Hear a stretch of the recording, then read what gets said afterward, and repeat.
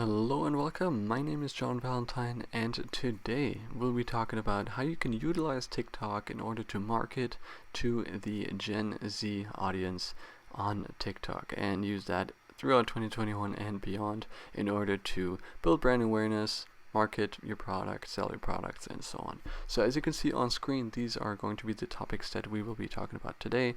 I'm going to be talking about hashtag challenges, using duets, using influencer marketing, using the idea of FOMO for marketing, talking about user content, and also third-party apps in relation to TikTok. So these are going to be all the topics as you can see here and on the side. So if you are looking for specific videos, of course feel free to look around, but of course it makes more sense to watch it from beginning to end.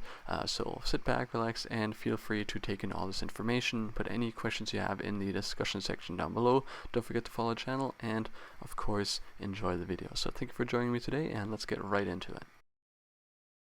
So let's get right into the first topic here, and let's talk about hashtag challenges. Just like with any social media platform, of course, hashtags are still the backbone and the king of social media. And just like that, TikTok, of course, also uses hashtags to sort topics and so on. And so TikTok constantly has new trends, which are often marked by a hashtag. Whether it's the lid flip challenge or the specific dance challenge or whatever challenge they have that week, most of them are marked with either some specific sound or also often and or a hashtag. So you can use both sounds and hashtags, and these hashtags of course can also be used to your marketing advantage. You can use these hashtags with your own twist. A great example, as I just mentioned, is the Chipotle lid flip challenge. As you can see, big creators like David Dobrik have been paid in order to conduct these challenges. Basically, their idea was that they have a burrito bowl like that, as you can see on screen, and then they use that silver lid that you get when you order Chipotle, and they try to sort of flip it, just do one like front flip with that little lid in order to land it on the bowl, or just land it on its head basically, and do one flip with it, and just record yourself on TikTok, upload it, and so on. And so basically you can use that and create your own challenge, and then you can go from there. Either use your own account in order to push that challenge, or pay influencers to push that challenge, or just let it grow naturally. That's of course the best course of option. If that always it doesn't always work, but if it does work, it's of course the best course of action, because A, you don't have to pay an influencer, and B, it seems more natural than put on, of course. And when David Dobrik uploads a video with the Chipotle lid flip challenge, I think it's pretty obvious that he's being paid for it. Nevertheless, it doesn't take away from the great idea of creating these challenges, because marketing is marketing, and in this sense it's a very good idea in order to market to younger audience, and of course the Gen Z also. Just in general, having these sort of hashtags is a great idea in order to build that brand awareness, and a great idea to implement social media in TikTok, and of course your own challenges. Whether it is a t-shirt challenge where people take off your t-shirt that they bought on your website, or maybe it is a dance challenge with your new whatever product it is that you have, can be used in order to utilize these hashtag challenges. Again, when it comes to content and social media marketing, getting creative, of course, is also key in creating these challenges. So just sort of come with your own idea and use these hashtags in order to create these challenges. Like I said, you can either pay influencers to create them for you, or just put them on your own account and just sort of get them out there. But having a successful hashtag challenge on TikTok can be very, very powerful, because it just draws a lot of attention to that hashtag. And of course, if it comes back to your brand like that, then that is the intended message. So think about them, how to use your hashtag maybe challenges, maybe come up with some ideas, and just try them out and see how that works for you. So moving on to the next topic would be duets. And duets are basically a function in TikTok where it allows you to respond with your own video to other people's videos. So as you can see on a screenshot here, it's basically just reframes that video, and then you can add whatever you want.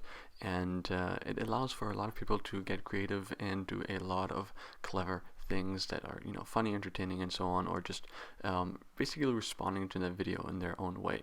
And I'm sure if you use TikTok, you've seen this a bunch of times. These are do very, very good, because a lot of them can be very clever, and if you want to use these in terms of business and marketing towards Gen Z, you can really get creative with them.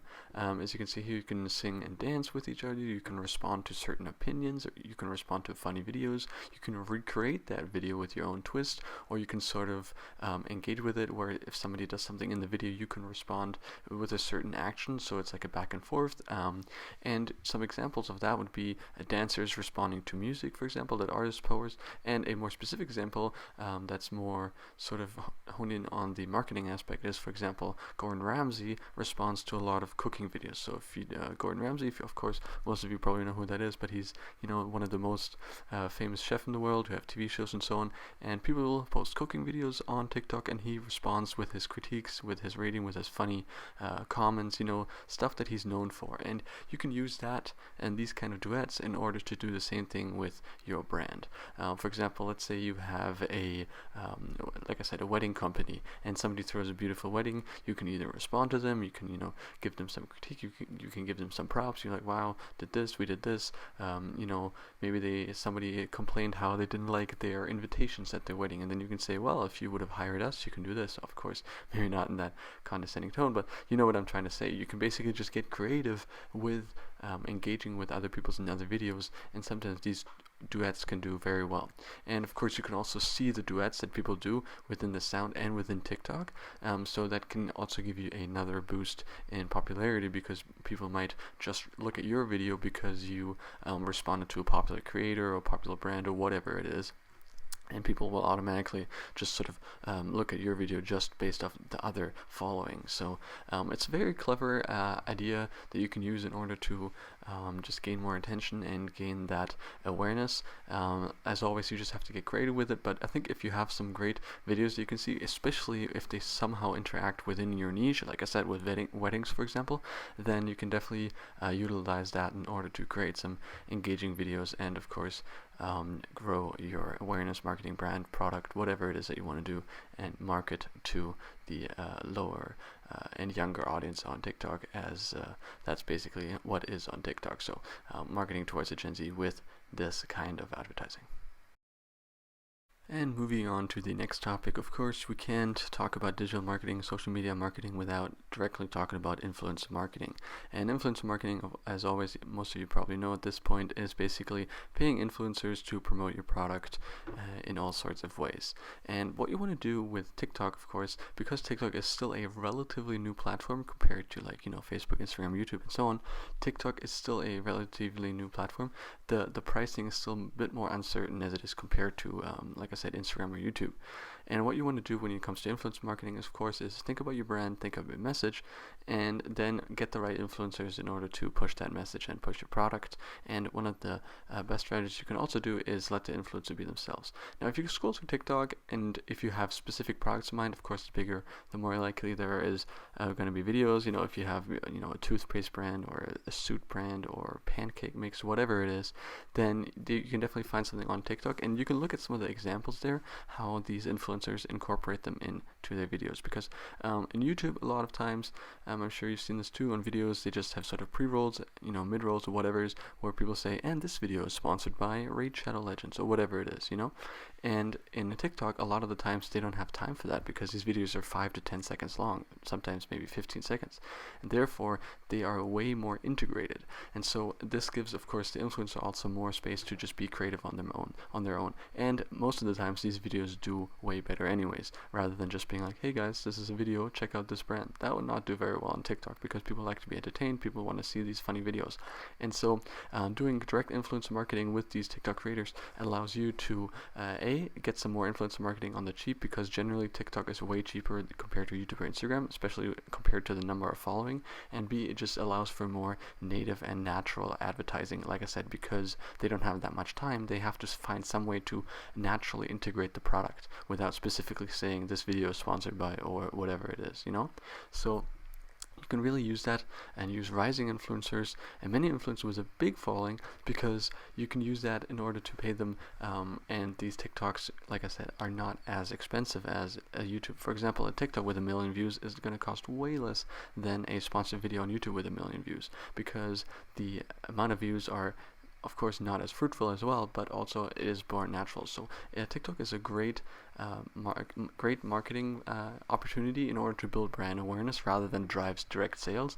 YouTube is better for direct sales because they have a description with a link, and it's a bit more invested view rather than a quick 10-second view on TikTok. So TikTok is a great platform to build just brand awareness in general, but still it is definitely easier to work with some of these TikTok influencers just because you sort of just have your product, you say here's $500, just do your thing, and then if you like the video that they made, then great, everything works out well. And of course this is a very good opportunity in order to market your brand, to build your marketing and overall brand awareness. So think about it, how to work with these influencers. You should definitely go out on your own on TikTok and just try to find some influencers that would represent your brand well, or you think would really do a good job promoting your product, and then of course let them be creative on their own, like I said, because a lot of the times that just works better, and it must work better on TikTok. And just another note, on TikTok a lot of the times accounts have specific things that they are known for. For example, this guy only uploads football videos, this guy has one funny joke that he does in 1,000 ways, he just uses one sound that he uses in 100 different ways. So a lot of the times specific TikTok accounts are known for one joke that they sort of get around to in 100 different ways, and so you can use that in order to have your product be integrated into one of these videos. So if that works well, then it also comes across way better and more natural towards the viewer, which again builds that connection and that natural marketing. So it's definitely a great way to promote your product on TikTok. So the next topic would be using FOMO, also known as fear of missing out. And of course this always works well in sort of all the age ranges, but it also works well on Gen Z and just in general younger audiences, because this fear of missing out is it's definitely a good technique to use in terms of marketing when it comes to driving sales. So for sales, for example, you can have these limited time sales, you can have limited number of memberships, or basically a first come first serve attitude when it comes to your product. For example, we are only printing 100 t-shirts, we are only accepting 100 members into our membership fee or course or whatever it is that you're doing. Basically you can promote these on TikTok within your videos, or as I said previously with influencer marketing, but just the general idea of using this fear of missing out is a great concept to use when it comes to driving sales. And basically it also talks about the idea of scarcity. Creating scarcity sets a timeline on things and basically causes people to decide quickly. It's just, you've seen this everywhere in every sales, limited time only, do this, sign up for the next 2 weeks, sale going on until, April 1st, whatever it is. It basically creates this fear of missing out where people have to sign up now or buy it now, or it's going to be gone forever and that opportunity is not there anymore. So this is just a marketing technique, but it definitely works well on TikTok, just because TikTok is also a very short attention span audience. So if you have 10-second videos, you can just sort of either sort of integrate it into the product or just have a link on TikTok. For example, if you have a video on how to make resumes, if you have a business development account on TikTok, you give people business tips and branding tips and so on, you can have a quick tip. For example, on your resume, never list that you won the fast hot dog eating contest in 3rd grade, because nobody's interested. Of course, it's just a crude example, but there's a lot of examples on TikTok you can see where people actually use sort of these tips, for example, on resumes or whatever it is, and then you can close the sale at the end and say, if you like this tip, make sure to click on the link in the description. I am now accepting 100 members onto my resume building course. And therefore you can use that in order to drive a sale, drive a sign up, whatever it is.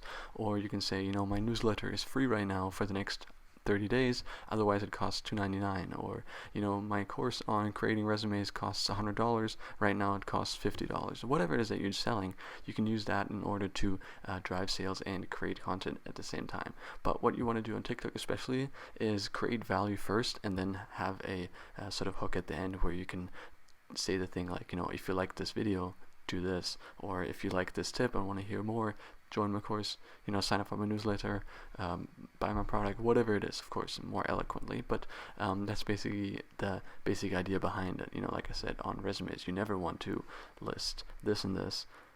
If you like this tip, enroll in my course, I have 100 more tips. If you like this tip, join my Facebook group where all of us share secrets, tips, and tricks where we all do this and this. So you can use that in order closes sales. So that's also a form of using FOMO, or basically this idea of creating scarcity, where it just tells people to enroll now, take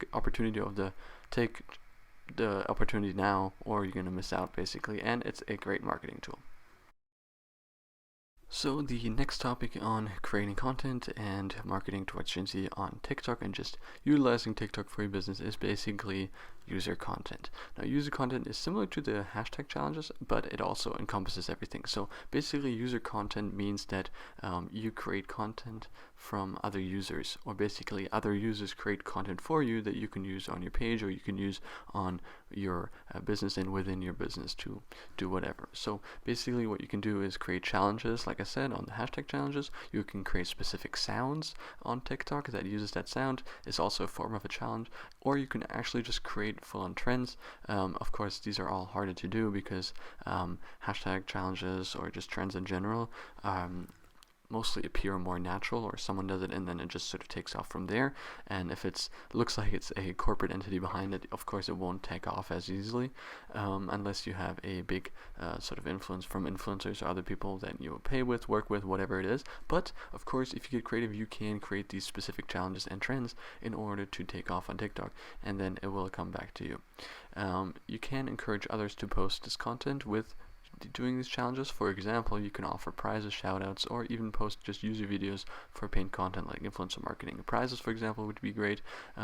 Let's say you have a challenge. Let's say you have a t-shirt design. Let's say you're a printing company and you have a t-shirt design contest. People can upload their speed art on TikTok, 10 seconds of creating their art and submitting a design, and whoever gets the most likes wins $1,000 or whatever it is. There are these kinds of challenges on TikTok, especially with brands behind them, and you can use that in order to drive content, drive engagement, and get people to just be involved within your community and with your brand. And you will get probably more marketing out of those $1,000 than you would have to pay someone $1,000 because this sort of comes back on your brand. It looks good. It looks like you're involved with the community. There's a lot of great opportunities and things you can do when you get involved with those kind of challenges. And people always want to win money and win stuff, so you can definitely use that in order to drive engagement, because basically users want to engage. Users want to feel connected to community, and as I said, who doesn't like winning a lot of money? And people will always be engaged within when there's something at stake, such as prizes or just straight up money, shoutouts, whatever it is. And so others will want to use your trends to grow as well, because once a challenge or trend sort of takes off a little bit, it is also attractive to other users to make their own twist on it, take their own turn on this trend in order to get on the For You page, and people will be like, oh, I did this trend, or I've seen a lot of people do this trend, this is your twist, this is very funny, this is good, whatever it is. And so it just sort of creates this back and forth between user and entity and brand, because it just drives this engagement with the whole community, where people create content solely based around your challenge and solely based around winning it. Of course, you want to do this all well and done, because there has been some examples of these challenges that didn't do well, but of course there's always going to be some sort of obstacles when it comes to that. But generally you can create these challenges and hashtags and trends. As I said, it comes more natural if it just evolves on its own and you just create them and try to create them on your own. But if you do want direct results, you can try to just have some sort of prize or whatever it is, some kind of incentive for people to actually create these videos, because sometimes if you just create them and it's not that big of a trend or a challenge, then people see no point in doing it. A lot of people just do trends because they see that people will want to see more of that kind of trend. But if your trend isn't that big yet, or your challenge isn't that big yet, you're going to have to give some people kind of incentive to actually do it. So having a prize, whatever, gift cards or shoutouts, whatever it is, or even better, your products as prizes, because then people will be competing for something of your brand. That will be even better. So that's definitely a great way to drive engagement within the community and create some more brand awareness around your products and your overall brand. And I also want to talk about third-party apps, or basically creating what I like to call a content farm, where you have videos that you can also post somewhere else, for example Instagram Reels, because videos like work on TikTok also can work on these other apps, on these newly created features like such as Instagram Reels or Snapchat Spotlight. And so these are new apps, or not new apps, but new features on these apps that you can use in order to push your content on all platforms in order to drive maximum engagement for the same amount of work that you put in. If you put in some effort in making a video, you can not only just post it on TikTok, you can obviously post it on all platforms, and you do want to do this accordingly. Of course, if it's more related to TikTok, then you can use that, but you can also use TikTok, these videos, and posting it somewhere else in order to drive your specific TikTok following, if that's what you want to do. For example, you can leave out the TikTok watermark. As you know, if you download a video from TikTok, or if you upload a video and you have it save it automatically, then your watermark will be placed on that video from TikTok. And so if you post it on Instagram Reels, then people will automatically see your TikTok watermark on that video. So instead of just having to click your account, or even better, if your video gets posted on someone else's account, such as a big meme page or something, for example, then that watermark will be on the video, and people will automatically know it's you, and will automatically know to go to you if they like the video and want to check out more of your content. They will automatically see that your name is on that video. And it's a great opportunity to provide double content or even quadruple content, where if you want to post it on all kinds of platforms. You do want to, of course, consider posting it on Instagram Reels, Snapchat Spotlights, whatever it is that you want to do, and you can use that in order to drive that engagement on all platforms. If you do want to be more unique on all platforms, for example, if you just want to leave it on TikTok and post other videos on Instagram Reels, that's fine, of course, too. But this is just a great example on creating what I like to call this content farm, where you create one piece of content and put it on all kinds of platforms, and even create more content from that one piece of content. Such as, if you upload a podcast on YouTube, for example, you can upload little highlights and clips on TikTok. That's a great idea on a content farm, basically creating multiple different pieces of content from one piece of content. But when you go from a 10-second video on TikTok, there's not a whole lot more that you can split that into, except for maybe pictures on Instagram, but of course that won't work as well as just a full video. So posting on TikTok and then somewhere else is definitely an opportunity, but take it however you want. And of course it's something that is up to you and the personal brand when it comes down to it at the end, of course. But if you are like an influencer, for example, and you create these funny videos, then this is definitely a thing that you should consider, because it just gives you more content, more chances, more awareness for the same amount of effort. Like I said, posting it on TikTok and then on all the platforms. So definitely something that you should consider.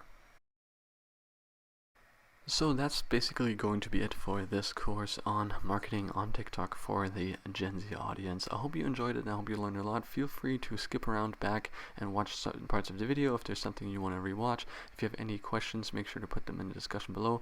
Just some final thoughts I do want to let you know is basically what you want to do on TikTok, of course, is always be genuine and authentic. On social media platforms, that always comes over better as a more staged, sort of, stiff corporate idea. But if you're a small creator and stuff like that, that should come easy to you.